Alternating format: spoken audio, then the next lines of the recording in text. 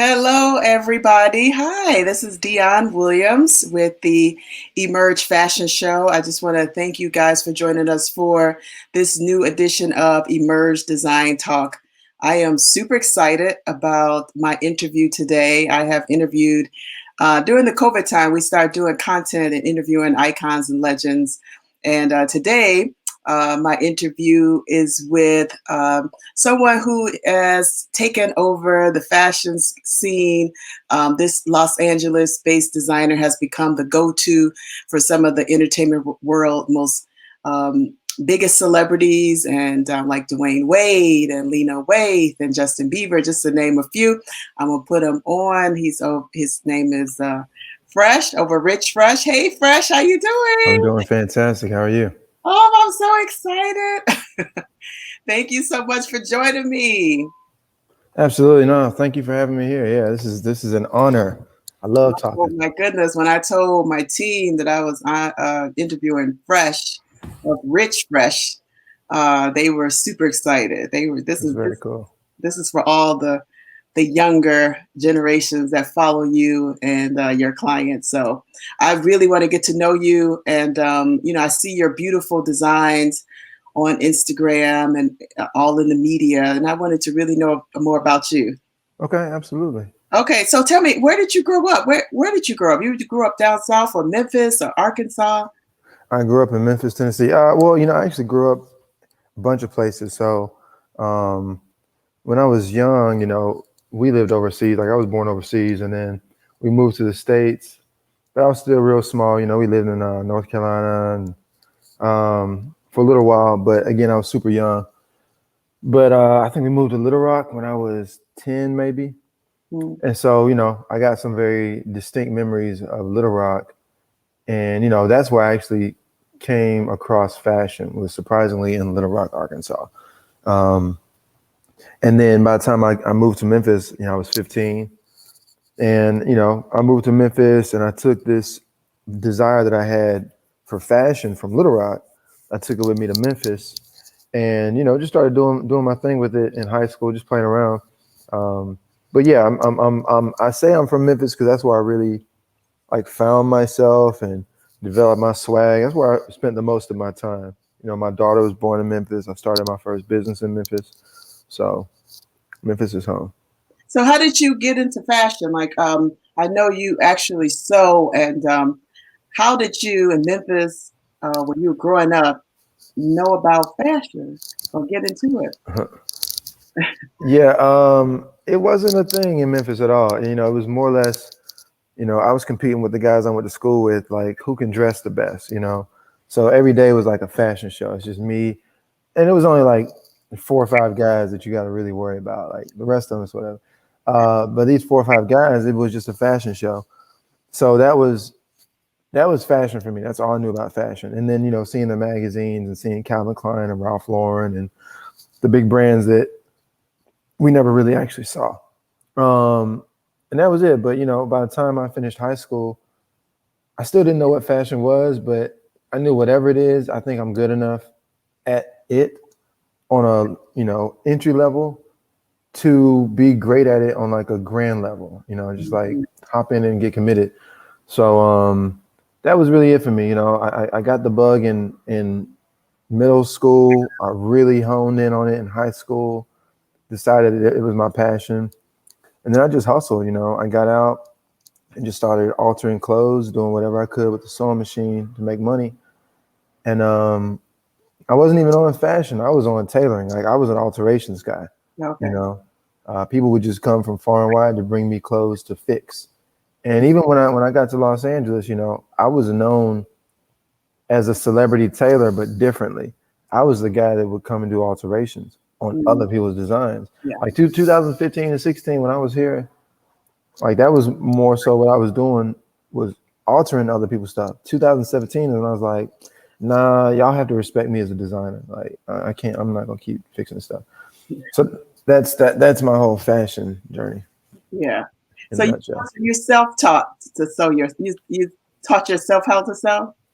Yeah, I'm self-taught in just all of the above. How to sew, how to tailor, how to, how to do bespoke, how to build a brand. Like I'm just, you know, I just look at people, who I think have done it well. Like I look at a Ralph Lauren, I look at a Tom Ford, I look at a whoever, and I just kind of, I don't know. I just make my decisions based on what I think they would do, and things generally work out. But yeah, completely self-taught. Now, how was high school for you in college? How was that? Did you go to college for design? No, I didn't. So college was like, I didn't really do college. Um, High school was great. High school was great. It was the best experience ever. People are always like, oh my God, high school sucked. I'm like, yo, high school was legendary. I love my high school experience.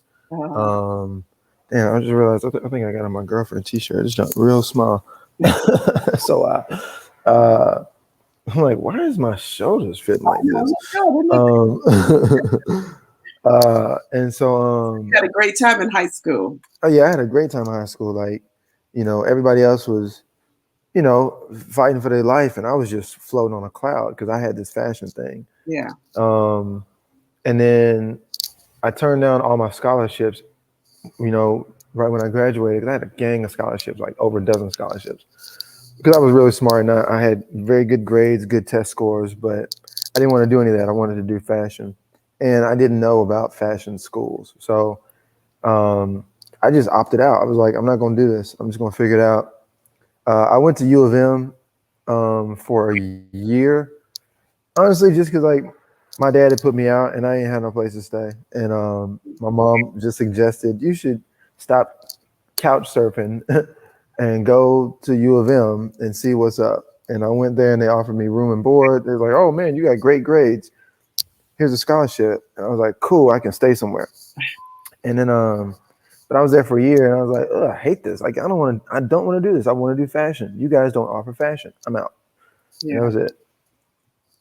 Wow. So then how did you start your path to, is that when you were tailoring a lot? Did you start designing or were you designing at the same? How did you start that path to your brand? Um it wasn't it wasn't anything like anyone would think. Like I was literally after I dropped out of college, you know, I would just take little odd and end jobs, just doing whatever. I was a Yeah. bank teller, making no money. Um, I worked for my parents. My parents, they bought a Subway franchise, so I worked for them. Oh, I wasn't really making no money, but it's like whatever, you can pay your bills. But nothing fulfilling. And then, in my spare time, I used to just sew, just whatever, just little dresses for my nieces. yeah. Like I just like to sew. Yeah. And I got fired from one of my jobs. I got fired from from my job as a bank teller, on something that was just stupid. It was ridiculous to me. And I just vowed, like, I'm not doing this no more. Like, I'm not doing this job thing. I'm gonna have to figure this out. And I just decided that I really like fashion. Like, let me figure this out. Let me Memphis is really not the place to do fashion, Mhm. but everybody wears clothes. Everyone loves the way my clothes fit. So why don't I just who's what do they call people who fix clothes? Hmm. I think they call them tailors. Okay, cool. Why don't you just be a tailor? I just realized that Memphis was not the place to try and be a fashion designer. Yeah. So I just figured, let's do something that's going to make some money. Like I don't have time to be broke. So everyone wears clothes. Most people's clothes don't really fit that great, in my opinion. So why don't I be a tailor? Why don't I become the person that can show people how their clothes should fit? Yeah. So I just did that, and wasn't making any money. And then one day, I just figured out this business idea to do alterations for like dry cleaners Mm, because their yeah. process sucks. It's real antiquated. It's very Yeah. like you don't know when you're going to get it, who's doing it. So I put together a cool little concept, and I did. It's like wholesale. I just went to all these different cleaners. Like I'll be your source. I'll pick it up. I'll deliver it. I'll get it done. I'll give you a wholesale rate. You'll make profit. We make money. Everything's good. Nice.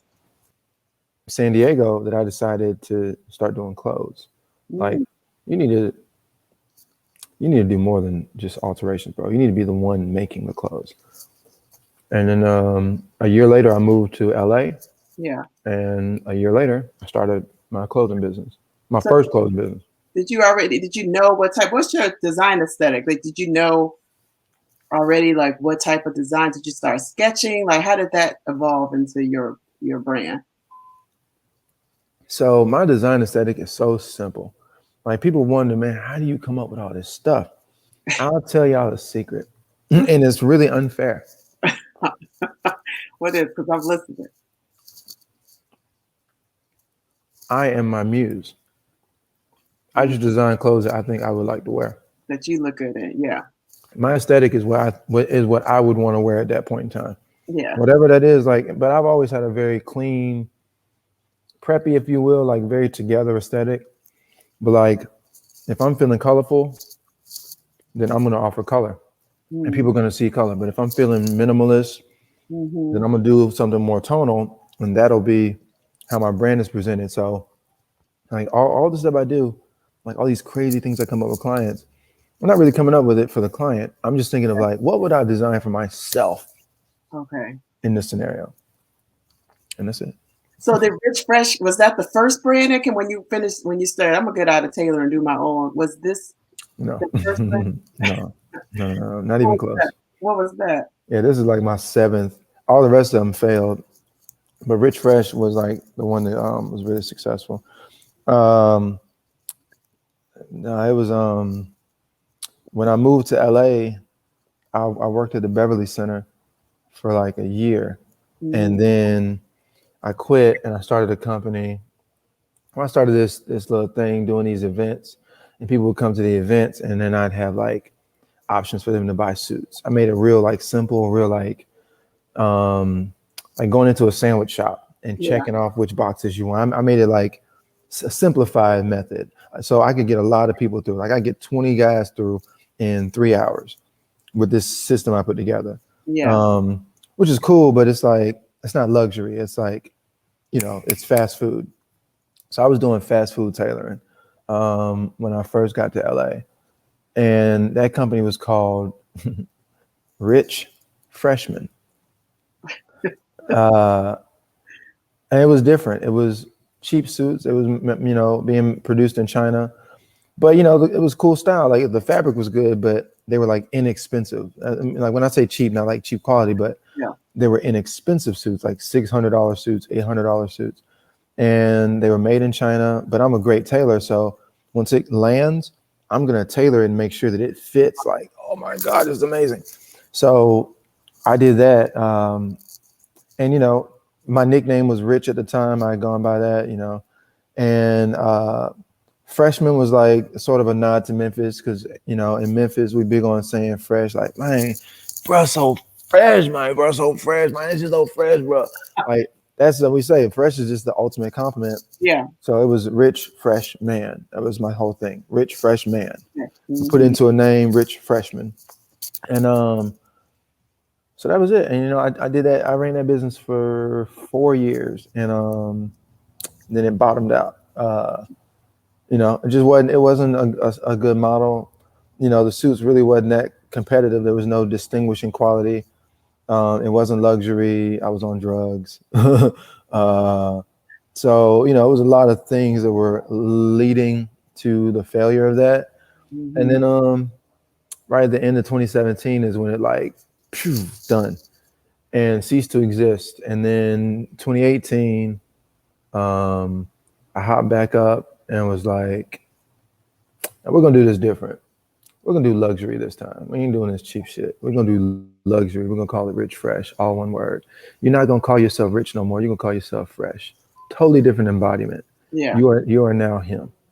Like you compete with Tom Ford. You don't compete with any other tailor. Like no, you're big dog. That was 2018, and then I started the brand Rich Fresh, and then it's just done what it was supposed to do. Your clothes, it's Rich Fresh. It's amazing. Like what blew my mind was when you did D Wade and his wife and his daughter. Like that just Yeah. how did you come up with that design? Like even the different colors, the different patterns, but then they all come together. Um, Again, like it's super simple. I got a call from both Gabby's stylist and D-Way stylist. They were like, "Yo, um, uh, like Zaya's receiving some type of award, and it's going to be a huge night for the family, and they want to do an entire look." And I was like, "Oh, word, okay, dope." So it's like, "We need you to go over to the house. You got to sit down with them. You got to talk to them because we need to get it done so quick. Like they needed to turn around so quick." And I was like, "Okay, cool, bet." And I mean, I had always seen Zaya. I go over, she and I would talk. Um, Super sweet kid. Mhm. But we had never done any work. I just did work honestly for Dwayne, not even for Gabby. That was my first thing to do for Gabby. And we sat and we all talked and was like, we want something. They were like, we love what you did with Kevin Hart's family, like how they're not matching, but they are. Like you Yeah. took elements and you made it a thing. I was like, all right, cool, cool. And so I really just I had an idea. And I just talked with Zion. And I was like, yo, what are you feeling? Like this is really your big day. What are you feeling? And you know, like I threw out some ideas, and she was like, I don't want anything. I don't want nothing plain Jane, but not too over the top. Hmm. But I do want something special, and I do want it to feel, dope. And I was like, all right, cool. Well, any color you thinking? Because I was just thinking black and white. I was gonna do something black and white. And she was like, you know, what color is really moving me right now, Fresh? I was like, Oh, wow. yeah, I was like, who the fuck is this kid? Like literally, like Zaya is different. Like people meet Zaya, they understand like Zaya is different. Um, and so she was just like, Fresh, what color is really moving me right now? I was like, no, what? Jade. I'm just really liking Jade. I want to have a Jade moment. Yeah. I was like, yo, what the fuck? Like, no one ever asked for Jade. This kid just asked for Jade. It's such a specific shade of green. And I was like, you know what? I got you. That's a bet. That's a bet. And I just started thinking like, what colors would look really nice with Jade? And I was like, okay, cool. We got Gabby, we got Dean, we got you know what I'm gonna do? I'm gonna do like a fuchsia. And I love pink, and my hair was pink at the time. Hmm. Um, and I was like, and I'm gonna take a little bit here and a little bit there. So Gabby had like the green sash. It was like a sash because her suit like came together like this. It was like a ribbon almost, and so the sash hung down. It was the jade. Yeah. But then Dwayne had on the fuchsia pink shirt with the black and white suit, and I had the black and white so different. And then I had on the jade silk Yeah. tuxedo jacket, all silk. That jump was all silk. And I've done pants with like the track stripes like across the front. Like sometimes I do them down the side, but other times I do them across the front. And I just didn't want to do like a whole bunch of different colors. It was like, all right, cool. We're gonna do one stripe right across the front. Keep the rest of it black, real clean. And it was just such a dope look. That was like one It of my was such a great look. like all time favorite looks. It just took my breath away. Amazing. Yeah, thank you so much. Thank So you so much. how did you start getting how did you start getting your celebrity clients? Like how did that happen? I'm an alchemist. I'm a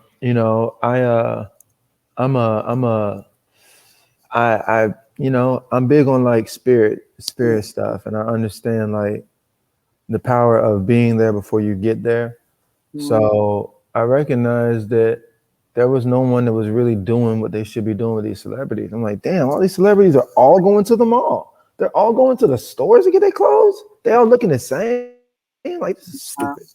And it pissed me off. And I'm like, yo, there should be a celebrity tailor. Like there should be someone known as the celebrity tailor. Like what the fuck? Like why is this so difficult? You got celebrity Right. barbers, you got celebrity everything. Who's the dude that makes the clothes for all the famous people? And it pissed me off. I'm like, you should be that person. It should be you. You should be, if Yeah. anyone's gonna be the celebrity tailor, it should be you, bro. You cool, you chill, you smoke weed, like you just a cool dude, but you make great clothes and you're better than everyone else and you're cool. Like, Yeah. and you fresher than everybody else. Like, bro, it should be you. So I decided, you know what? You're right, God. I'm gonna go on my Instagram and I'm gonna change my bio and I'm gonna make it say celebrity tailor, even though I did not have a single celebrity client. And I just took dope photos of myself wearing all my nice clothes. I posted like 3 times a day. just dope photos of myself, you know, doing, because at first, like, I went years without anyone ever seeing my face. No one knew what my face looked like. Yeah. All my photos, I did this Yeah. in every single photo. So you never knew what my face looked like. People would be talking to me and not know it was me until they saw my hand. They would say, "Show me your hand." They're like, "Oh my God, it's you." It's like just Yeah. what? Yeah. But that was it. I Who said was it the first first. client? How did you get? I mean, like, who was the first? Do you remember? Um, it may have been Draymond. And then I got Kevin Hart, and then I got John Legend, and then I got this big baseball player, and then I got PJ Morton, Maroon 5. Like once I got one, it was like, okay, oh, this is my frequency all day. How was Lena Waithe? Like, you made some beautiful designs for Lena. Amazing. Lena, I mean, same thing. Like a lot of my big clients have come from social media. It would just come from like me reaching out and we just, you know, connect. And I saw that she had been watching my stories. Like I don't even think I was following her, but I saw she was watching my stories, and I was like, oh, I recognize Lena because she's the chick that was in that movie Ready Player One. I saw that movie with my daughter, and she was like one of my favorite characters. It was back when she had locks, Yeah. and I was like, oh damn, that's sis. So I went and checked her out, and I'm like, oh damn, she doing big shit. She dope, you know. But I mean, it wasn't on no fashion shit. It was just like, oh, she cool, she dope. You know, we should hang out and kick it. Um, and she was just watching all my stuff, so I just DM'd her like, yo, what's popping? Oh, You know, just want to say, you know, you doing your thing, good looking, you know. Seem like you liking what you see, get up with the boy. And she was just like, yo, you on right now. Like, yo, what's up? Like, yo, I need to get something going. I got some big stuff going with my movie, you know. We need to connect, you know. I'm gonna have to get into this RichFresh at some point. And mm-hmm. I said, ready now, why wait? What the fuck you mean at some point? Ready now, why wait? And she was like, bet, we'll pull up. It's like, say less, where are you at? And she sent me her address. And I pulled up on her like the very next day. Yeah. Oh my gosh. Yeah. Amazing. Some amazing. So tell me, when the pandemic came, COVID-19, you pivoted really quickly with your Henry mask. That's like one of the Mhm. best. And I'm not just talking about this because you're my guest today, but that mask is the best mask, the best Absolutely. looking, I'm sure the best functional. Yes. What happened when you pivoted? Like, what happened during COVID for you? COVID sucked. I mean, COVID fucking it sucked for everybody. Yeah. You know, I got this big business that's like, you know, blowing off the charts, and you know, everyone's like, oh my God, boom, boom, boom. And you know, it's RichFresh. You know, I got a meeting set with Ellen. I got Reese Witherspoon. I got this big client. I got Tom Brady. I got this big athlete. I got this rapper. I mean, I got a lineup. And now it's starting to diversify. You Yeah. know, it's like, yo, it's time. We finna go. You know, we done already hit millions, and we like, let's go, baby.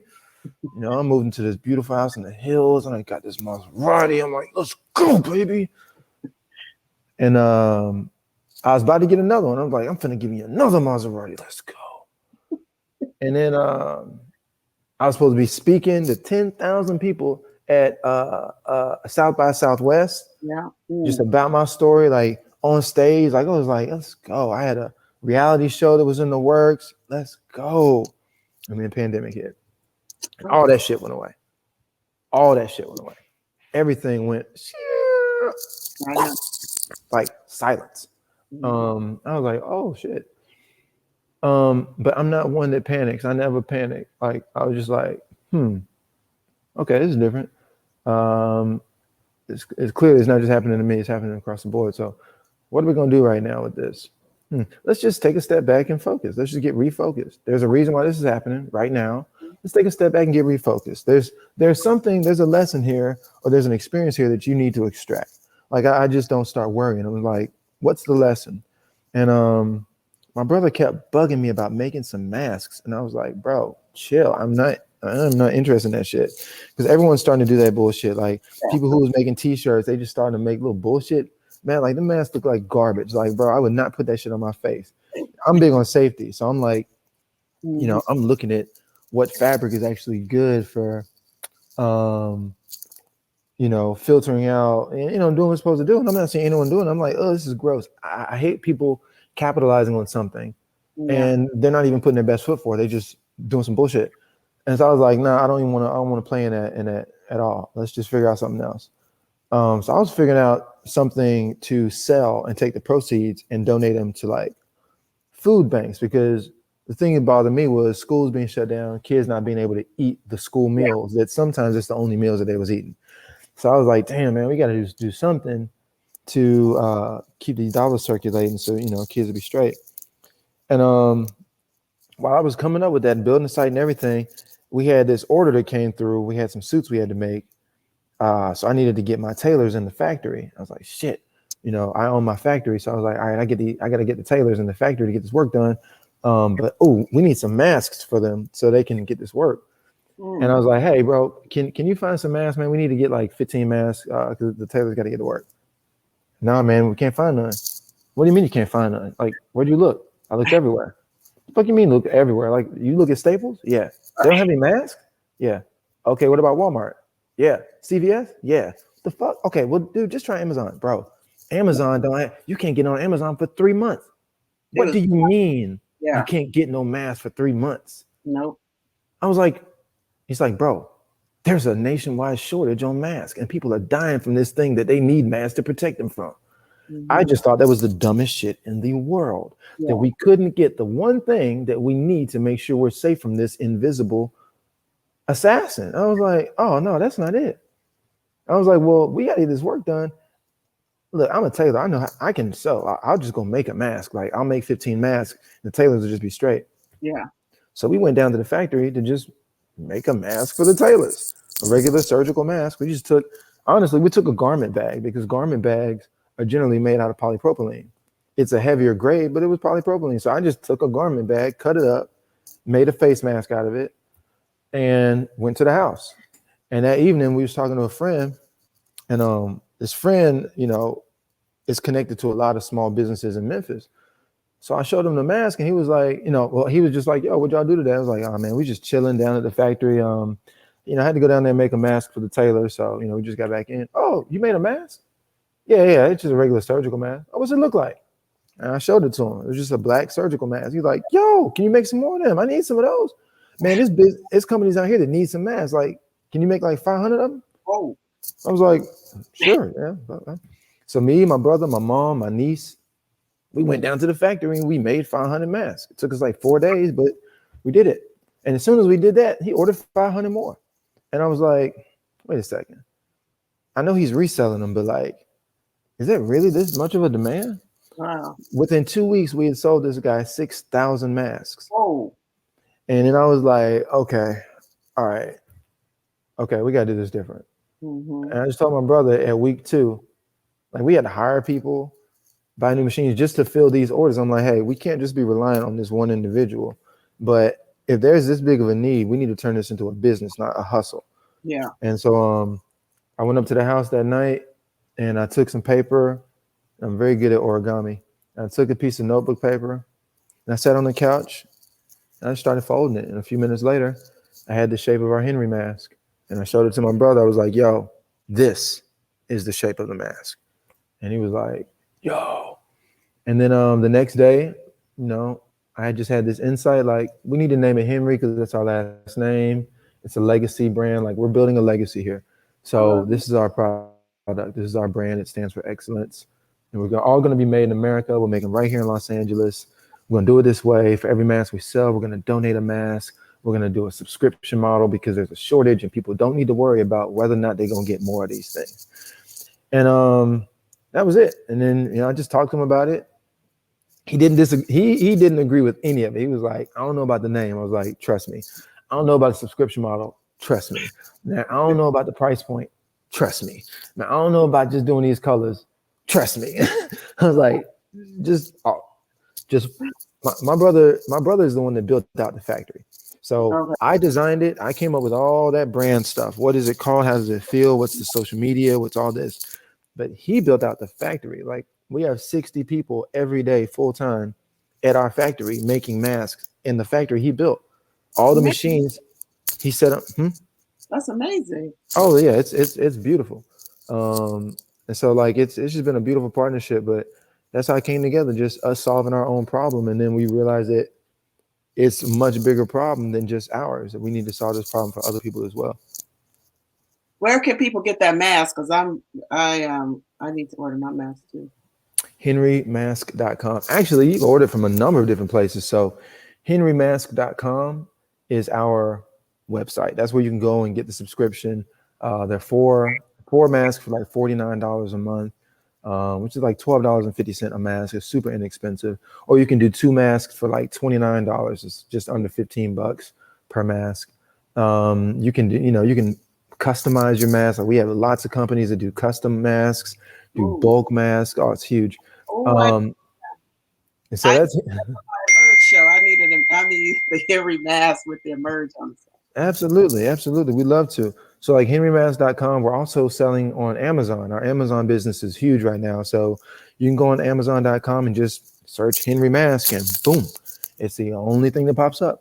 You can also find us on Nordstrom. You can go to nordstrom.com. You can go in most Nordstroms in the US. There are a number of different retailers throughout the country as well, just smaller retailers. Ton of them in Memphis that are carrying the masks. But any day of the week, you can go to Amazon, Nordstrom, or henrymask.com, and they're right there. Yeah. So, how would you like to impact Black culture with your brand? Because you helping the culture now with your designs. Like, what would you like your impact to be? Just that. I mean, my brother and I, we are Black men, and we started this company ourselves. We didn't go out asking someone to believe in us. We took the money that, what I'm saying? Like, I didn't ask someone to believe in me when I did RichFresh. I just took what little I had and turned it into a lot. And then I took what was left from that and put all of it into Henry. Just like, I'm not going to wait for someone else. I believe in this. I believe in my brother. I'm going to put this money up. But we're not Black entrepreneurs who make products for only Black people. Yeah, Like that's the distinction. I think a lot of time people have the misconception that if you're a Black company, you only got Black customers. We have customers all over the world, every ethnicity, every age group, every size, every sexual orientation. It doesn't matter. Like this is a general product yeah, for the people. So I think what we really want to do, how we want to impact the culture, is just you don't have to compromise. You don't have to just be typecast or put into a box. that's Like right. we're the whole thing. We're the biggest brand in the U.S. Period. There's nothing bigger than Henry, and there's nothing bigger than RichFresh. This is the most luxurious brand. Like you can find yourself in a Tom Ford for less money and much easier than you can a RichFresh. You know what I'm saying? And that says a lot. I'm way more expensive than Tom Ford, and I'm way more exclusive than Tom Ford. And I'm a Black dude from Memphis, Tennessee. So like we don't have to settle for what is given or what is offered. We can just decide what we want and go for only that. Very nice. So, what's your plans for the future? What do you want to like? What's your plans for the future? My plans for the future is just, to continue on this same path. It's a beautiful journey. Um, build more businesses, obviously build the ones that I have into much larger organizations and just keep inspiring people. I got tens of thousands of followers on the gram who are just like, really paying attention to what's going on. But I'd love to grow that. I love to, really go down in history as one of the thought leaders that like, really provoke something different amongst Yeah, and not just Black people. I mean, just like in general, like entrepreneurs or people who are underserved and just want more out of life. I want people to be able to look at me as an example. You know? I love that. So, wait a minute. How can people follow you? They need to follow because I follow you to get inspiration. You go on live all the time, and Right, right. what's your IG handle? My IG is Rich Fresh, just like it sounds, RichFresh. So you can go and check me out there. I'm there all the time. And also, if you want to follow Henry Mask on social media, it's Henry Mask, but put an S at the end. So Henry Masks, HenryMasks. And yeah, that's where I'm at. Oh my God, I'm so excited. I love your designs and read about you, but I love you even more. That's what's up. I appreciate it. So thought leader. I can see, all of that. Like, I think you should continue on that path. Continue to not just talk about design, which you super talented. Anybody who sews, because not all designers sew and tailor. No, they Uh, don't. yeah, even your design aesthetic is absolutely beautiful. I do think you are a thought leader in this space and business and creativity and design. So I just want to just keep encouraging you to continue that. You are just everything. I appreciate you. I really do. Thank you so much. And how can people get the Rich Fresh? I mean, is it for the commoner? Can the commoner get the? I don't know now. It just depends on what you mean by common. No, but I mean, obviously the custom is very, very, very difficult to come by. And the price points, like there are minimums. It's like I'll just speak candidly, but there's a $10,000 minimum on custom. Yeah. So can't come to see me for just a suit. Are However, you ready to wear? but I do have ready to wear that's available any time of day. You get whatever you want, whenever you want it. And that's richfresh.com. I just launched my Binghampton collection. Oh, Just shout out to Memphis. yeah. But yeah, and it's such a beautiful collection. It's so wearable, just like really cool luxury pieces.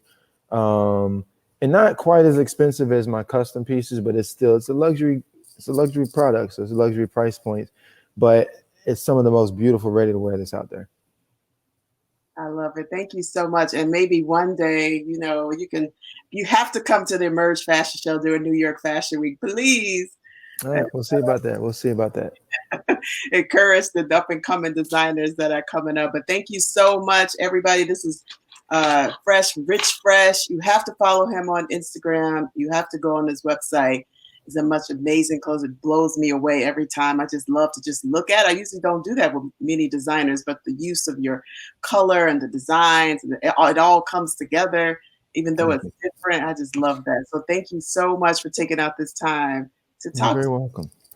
You're very welcome. I'm honored that you would select me out of all the people to talk to. You chose little old me. I appreciate it.